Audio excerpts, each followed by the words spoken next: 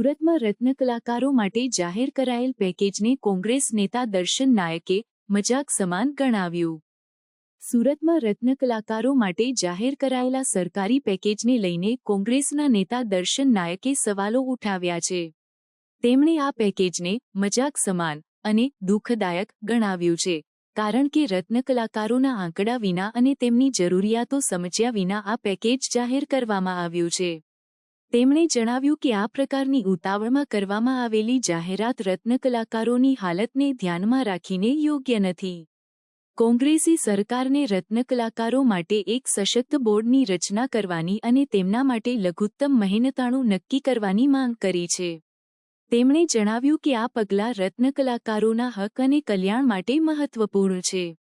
તેમણે આ પેકેજને રત્ન કલાકારોના હિતમાં ન ગણતા જણાવ્યું છે। સુરતમાં રત્ન કલાકારોની આર્થિક સ્થિતિ ગંભીર છે।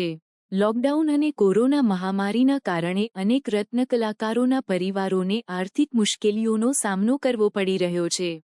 ડાયમંડ વર્કર યુનિયનના ઉપપ્રમુખ ભાવેશ ટાંકે જણાવ્યું હતું કે ગત મંગળવારથી ફરી હીરા એકમો અને બજારો બંધ કરાવી દેવામાં આવ્યા છે, જેના કારણે રત્ન કલાકારોને તેમના જીવનયાપન માટે મુશ્કેલીઓનો સામનો કરવો પડી રહ્યો છે।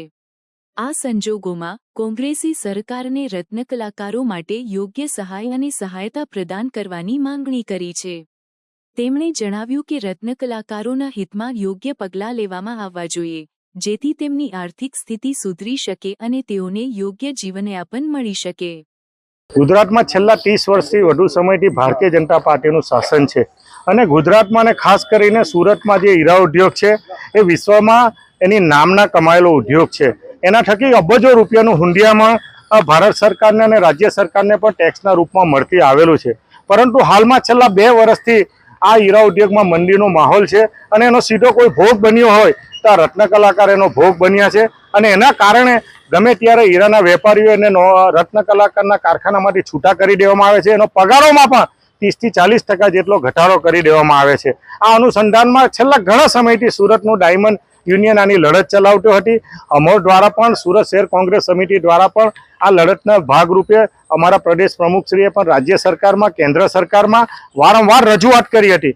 એના અનુસંધાનમાં ગઈકાલે રાજ્ય સરકારે જે પેકેજ જે જાહેર કર્યું એ ક્રૂર મશ્કરી સમાન છે અને રત્ન કલાકારની સાથે છેતરપિંડી કરનારું આ પેકેજ છે એવું મારું સ્પષ્ટ માનવું છે।